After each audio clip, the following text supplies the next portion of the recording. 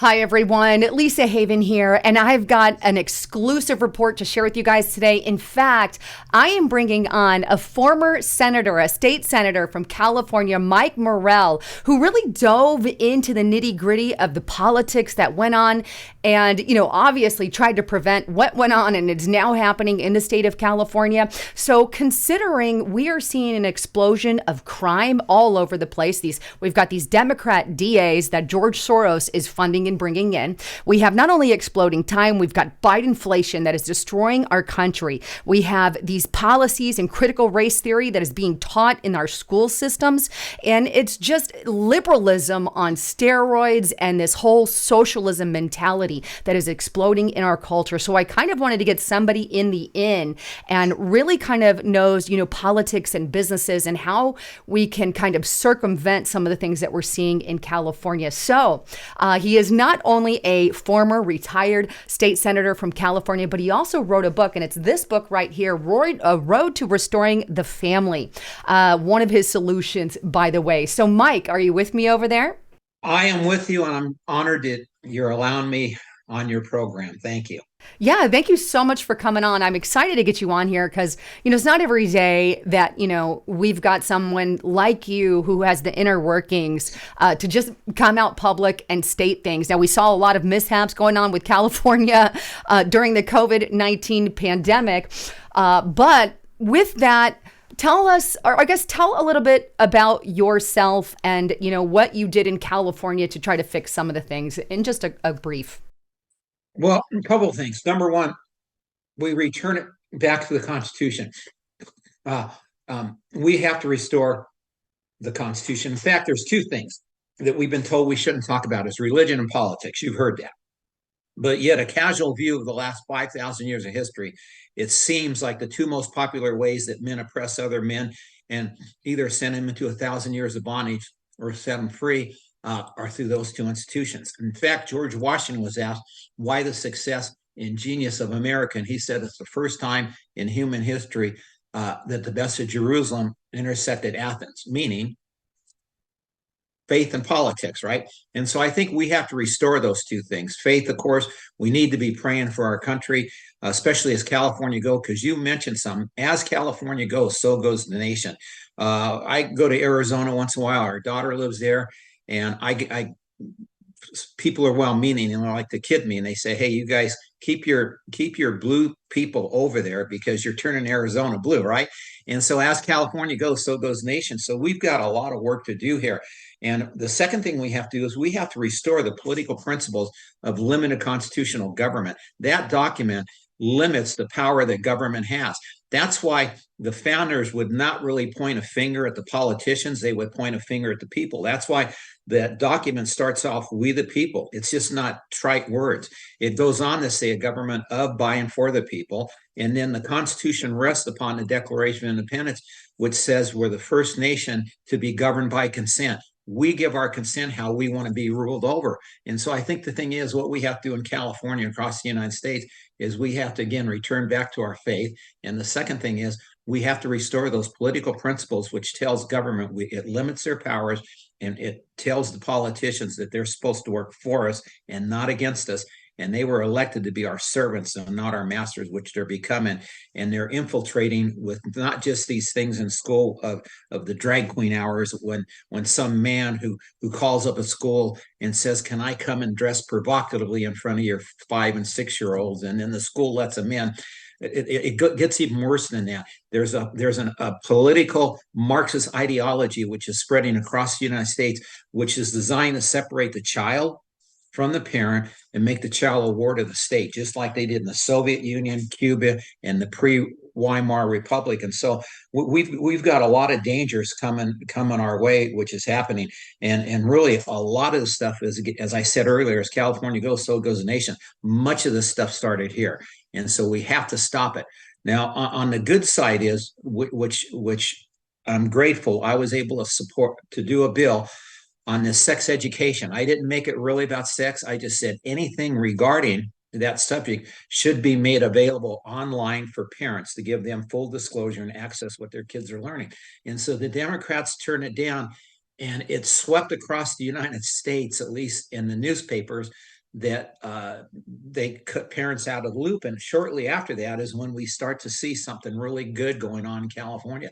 Many parents, tens of thousands of them, are returning to these school boards, and they're trying to take them over. And they're saying, we do not want our kids to be indoctrinated. We want them to simply learn so they can communicate, or I should say, so they can be competitive in a world market these days. So those are a few of the things that we have to restore, again, as faith and those constitutional principles, which again limits government's power.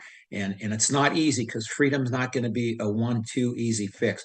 It's a long haul. We have to fight for the rest of our lives, and every generation does. And I'll just finish with this one thought. Sorry to hog the conversation, but the founder said this thing, and this is really, we're at a point, we're a house divided. And as Lincoln said, a house divided cannot stand. But the founder said, as they wanted to start this nation, that we had to give everything with a firm reliance upon the protection of divine providence. They mutually pledged each other their lives, their fortunes, and our sacred honor. And we are at a point, too, where I think if we love our kids and our grandkids enough, we may be called to do this, because we're pretty far down the line with a lot of problems. So we're going to have to step up and ante up, and perhaps give everything we can, because we're in some rough seas right now. I believe they're going to get rougher, but there are signs that perhaps providence is on the move, and I'm hoping our country is going to be restored for the good, right? Absolutely. And you said a lot of good stuff there. And a really powerful point is freedom isn't free. It has to be worked towards. And I think that was a huge point that you had made there. And not only that, but California, and I hate to give them credit, but they were very successful in training the children in those liberal communist policies and growing them up in the school system, queuing out a lot more of your Democrat progressive liberals that have no idea that the God they're actually bowing to is that communism God. And it's going to come around and smack them, metaphorically speaking, back in the face because this is not something either side really wants, but a lot of them have been brainwashed and tricked into this. And unfortunately, again, it really starts in the school system. And that's a battlefield, I think, that parents didn't really notice until the COVID pandemic came, and then kids were forced to stay home. And then they're like, oh my goodness, what are you teaching my kid? And it really, I think, woke a lot of people up to what is actually going on. And so it's just one of those things that now we've got a little bit of awakening. So I'm seeing some hope for California. Is there still hope for California? Yeah. This last weekend, we had our GOP convention. Every 4 years, we draft or keep our platform. And so we had marriage between a man and a woman in there, in a very liberal state, as well as to protect innocent life of little babies, innocent babies created in the image of God. And so the lefties in the party who infiltrated wanted to eliminate that, the plank to protect babies and that sort of thing. So it was a really big fight. We were expected to lose, because the guys that are running the party sort of control a lot of the proxy votes, right? And so we were pretty sure we were going to lose, but it was awesome, because I'm so proud. I just came off this weekend, and I'm actually renewed that perhaps there is hope, because people stood up at that convention, and there was a couple of thousand of them, and we took a vote, and whether to protect life, innocent life or not. And our 78% of the people there voted to protect life created in God's image. And so, it renewed my hope that maybe there's something going on. A pastor friend of mine is sick of these school districts that's going on. So he recruited 7 people that he knew. He raised $300,000 in the Temecula Marietta School District. You see them on the news, because Gavin Newsom hates them, because they're stirring up all kinds of stuff, and is trying to find them, I think, $1 million or $2 million. And anyway, he got 5 out of 7 his people elected. Another pastor that I know in the Chino Valley did the same thing. And that school district's in trouble by the attorney general out here, because they don't like these people getting in there representing the parents. So there's a few good things, not enough to turn our state around, but at least it's a start. And one other thing too, I'd like to share. When I was in the Senate, the average, we could hire interns. So usually you'd hire one or two interns per year, but my Democrats across the aisle, they had three times the budget, three times the staff. So what I did is I would hire 30 interns per year. And of course, if they work for me for 21 weeks, I give them a nice referral letter. And here was the thing. I didn't care if they were liberal or conservative, Democrat, black, white. It didn't matter to me. I just wanted them to get them in there, train them, work them hard, and help us produce a lot of good stuff. But one thing I felt obligated to do is to have classes and train them on the United States Constitution, the Federalist Papers. And I got to tell you, I do have some hope for that generation, because a lot of them are very liberal. But twice a year, we would get together and we would invite former interns and current interns. And the last two meetings that I did before I termed out, we build it from 6:30 p.m. to 8:30 p.m. 2 hours. Come for pizza, and we're going to talk politics. And both of those meetings, Matt, went past midnight. And here was the thing that they keyed in on. That second paragraph of the Declaration of Independence talks about we hold these truths to be self-evident, and they're in a culture of moral relativism, right? So they had a hard time grasping that, but they wanted to know, is there such a thing as self-evident truth? So I referred them back to the first paragraph, which says there is, found in the laws of nature, put there by nature's God. And that would open up a tremendous discussion right there. I'm wanting to really find out if there's self-evident truth. And if you really can find self-evident truth in history and human nature, that would be the most of our conversation that would last for 6 to 8 hours. And so it was a breath of fresh air to me to think, although they were liberal, I think many of them are truth seekers today. And we don't do a good job, us on our side of the aisle, of clearly communicating those things. But I think there's a lot of hope for this younger generation who have been indoctrinated. But again, I probably, in the 10 years I was up in Sacramento, probably had 300 to 400 of these young college kids passing through my program. And it was a breath of fresh air. Oh, that's good to hear. And here's kind of on a different kind of tangent as well, but still the same area. We also have massive issues. I mean, in California and other states as well, but of this crime problem. We've got these DAs that are really soft on crime, and crime is exploding. Homelessness is exploding. I know there were laws, and I don't know if it went through or not. You might know there was one in California, and I don't remember which area it was in, where they would say, okay, a homeless person can encamp in front of your business, so to speak. And I don't know if it ever went through, but if the business owner tried to make them leave or something to that extent, that they could sue the company. I mean, there's these idiot laws that they're just trying to pass through. And I'm like, what is going on? I mean, for one of the things, I can't see how anyone would be like, let's just kick parents out of parenting. It's the craziest idea. And the second is why they're passing all these laws in the name of virtue signaling. But I really don't feel that that's what it's about. I feel more that it's about literally, I mean, they're either purposefully or not purposefully, I don't know, but you're just destroying the city when they're getting their streets pooped up and everything, and people are not saying good things, and they're leaving in mass from that state. What do you think about all of that? So there's a good quote. If you notice, I like to quote people, right? Especially people that are smarter than myself, who possess superior wisdom than Mike Morrell. So Congressman Fisher Ames in 1805, and I'll walk you through.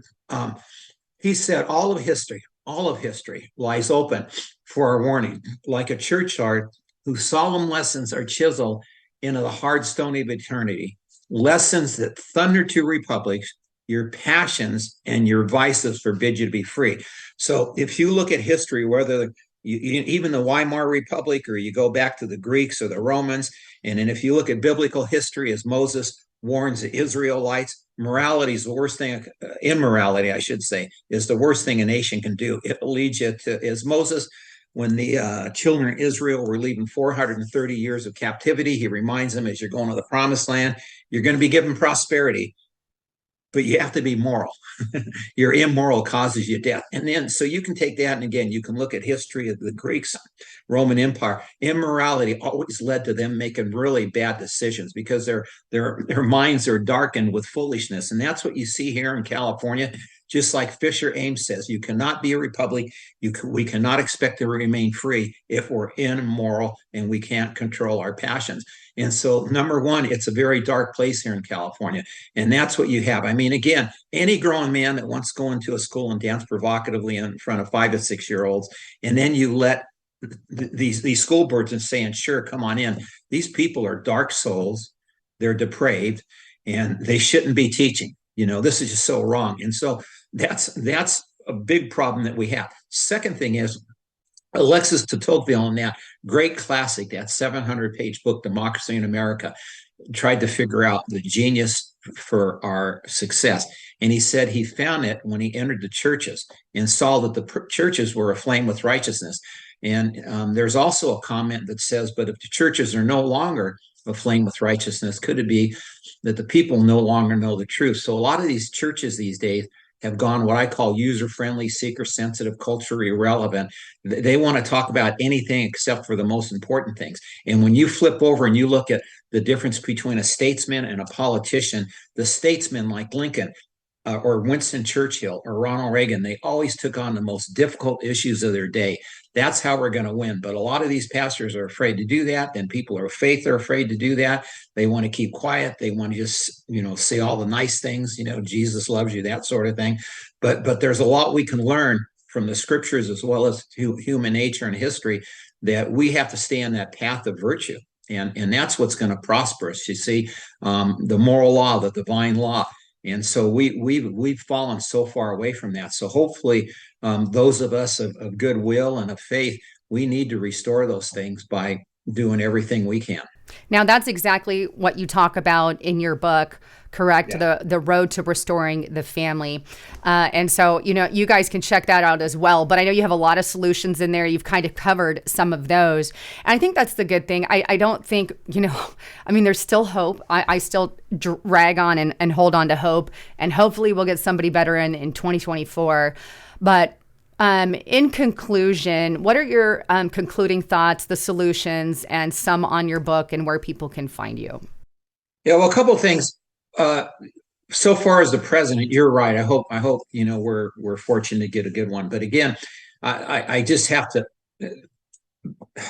beat this again. It depends upon the people. We, the people, have to rise up and take back our country, and we have to be moral, and we have to understand why limiting government's power is going to be the best way for us to go. And so in my book, I want my kids and my grandkids to prosper in this very difficult world. So I deal with subjects. Each chapter is almost a different small book in itself. I talk about finances, how to organize your finances. But as we talk today, I have 3 chapters, 2 chapters on education and 1 chapter on choosing a college, because it's dangerous if you don't choose right. We only have a short time for our kids to raise our kids. By the time they're 16, as my daughter jokes now, she said, "You mean when I was at the height of my wisdom?" And after that, the world impacts them. So we've got to set that course and lay the foundation while they're young. So that's why I deal with education. I also deal with finances, but also defending freedom and what is our responsibility to defending freedom. Also, you mentioned earlier about this crime. That's what leads to a lot of immorality. But, Solomon, in the wisdom of Solomon, if you read the Proverbs, he said that a wise ruler will punish wrongdoers severely because it restrains their bad behavior. And law enforcement's duty is protect over law-abiding citizens, not criminals, and to protect over our children. When I was growing up, I could walk to school, run to school, ride my bike all over the town.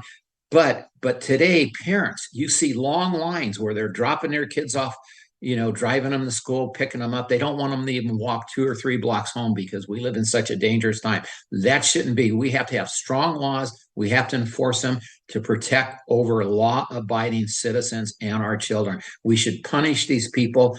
And as they used to say in the old days, throw the book at them. So I talk about a lot of those things, trying to set the course, because I want my kids and my grandkids that I really wrote the book for to prosper and thrive in a very difficult culture that is against them these days. And so when I got done with the book, it's sort of a love letter to them.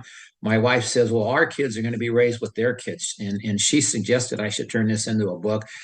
and it's been selling well. Older people, they kind of have been seeing the good things in America, and they see what's happening in the future.